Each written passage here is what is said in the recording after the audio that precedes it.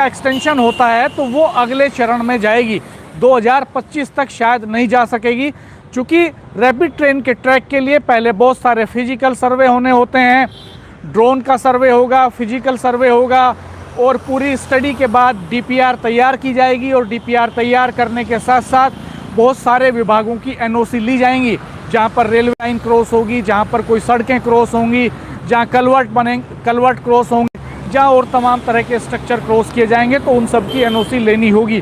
तो एक प्रक्रिया होती है 2-2.5 साल की लगभग, जो ट्रैक शुरू करने से पहले जो समय लगता है इतना। और हमने देखा है कि जब मेरठ से दिल्ली के लिए रैपिड ट्रेन प्लान हो रही थी तो लगभग 4-5 साल ऑन पेपर ये प्रोजेक्ट चलता रहा, तमाम विभागों की एनओसी, डिस्कशन, डीपीआर, इस सब में ये समय लगा। तो मुझे ऐसा लगता है कि पहले चरण में अभी मेरठ तक ही चलने वाली है, और अगले फेज में फिर एक्सटेंशन हो सकता है अगर मंजूरी मिलती है सेंट्रल गवर्नमेंट की इसको। तो अभी ये बात तय है कि पहला डिपो दुबई में बनेगा और दूसरा डिपो मोदीपुरम में बनेगा। मोदीपुरम के डिपो को लेकर के अभी कोई संशय की स्थिति नहीं है, और अभी कोई ऐसी सिचुएशन नहीं है कि वहाँ पर डिपो नहीं बनेगा और डिपो आगे मुजफ्फरनगर में शिफ्ट हो जाएगा। हमारे साथी हैं जो लगातार हमारे वीडियो देखते हैं, सुनील शर्मा जी, उन्होंने कमेंट करके जानना चाहा था कि डिपो की सिचुएशन क्या रहेगी। तो अभी ऑन पेपर डिपो शिफ्टिंग का कोई आदेश किसी डिपार्टमेंट के पास नहीं आया है। एनसीआरटीसी के पास भी ऐसा कोई आदेश अभी नहीं है कि रैपिड ट्रेन मुजफ्फरनगर तक चले और डिपो मोदीपुरम में ना बनाया जाए। तो इसलिए वो मोदीपुरम को लेकर ही प्लान में हैं और उसी तरह से काम कर रहे हैं। दिल्ली के हिस्से में जैसे मैंने बताया 13 किलोमीटर का ये ट्रैक होगा, वहाँ अभी सड़क चौड़ीकरण का काम चल रहा है। उसके बाद डिवाइडर के बीच के हिस्से को कवर करेगी एनसीआरटीसी और वहाँ पर पिलर खड़े किए जाएंगे। अगर बात करें दुआई से मेरठ तक के हिस्से की, तो दुआई से मुरादनगर तक के बीच में अभी कोई खास काम नहीं है। मुरादनगर सिटी के अंदर पिलर खड़े करने का काम शुरू हो चुका है, वहाँ पर काम चल रहा है। मुरादनगर सिटी के बाद अगर बात करें तो मुरादनगर सिटी से मोदीनगर के बीच के हिस्से में अभी काम नहीं है। मोदीनगर सिटी के अंदर जब सिटी को पार करते हैं तो थोड़ा सा काम वहाँ पर है।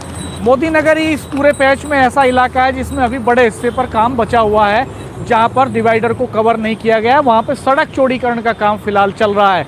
एनसीआरटीसी एक हिस्से को कवर करती है रात में, उसका चौड़ीकरण करती है और अगले दिन ट्रैफिक खोल देती है वहाँ पर। तो इस तरह से काम चल रहा है अभी।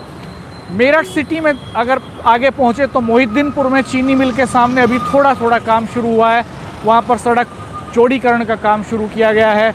आगे परतापुर में अगर बात करें तो परतापुर फ्लाईओवर के पहले अभी कुछ स्ट्रक्चर खड़े हुए हैं, वहाँ इंटरचेंज बनना है, काफ़ी बड़ा कंस्ट्रक्शन होना है। बराबर में जो फ्लाईओवर है उसके ज़रिए रैपिड ट्रेन पार करेगी, तो वहाँ भी काम नहीं हुआ है। उससे पहले मुरादनगर में गंग नहर पर भी अभी कोई काम शुरू नहीं हुआ है, वहाँ 2 पिलर गंग नहर के अंदर भी बनने हैं।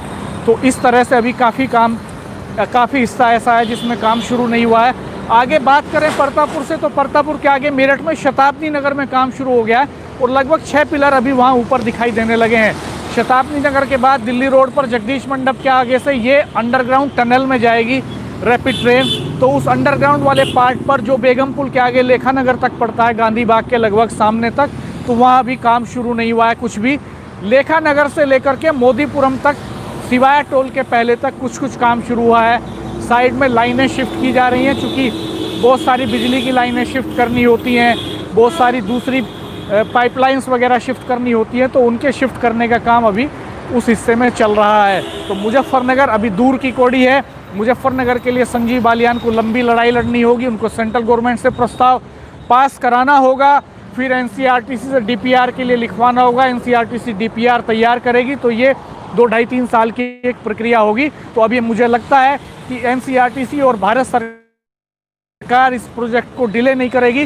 वो पहले हिस्से में साहिबाबाद से दुबई तक 2023 में इसको चलाएगी 17 किलोमीटर में, उसके बाद सेकंड फेज में इसको ले जाएगी दुबई से मेरठ तक, तब तीसरे फेज में मुजफ्फरनगर तक का एक्सटेंशन होगा।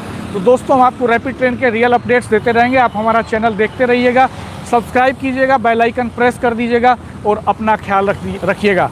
नमस्कार, बहुत बहुत धन्यवाद।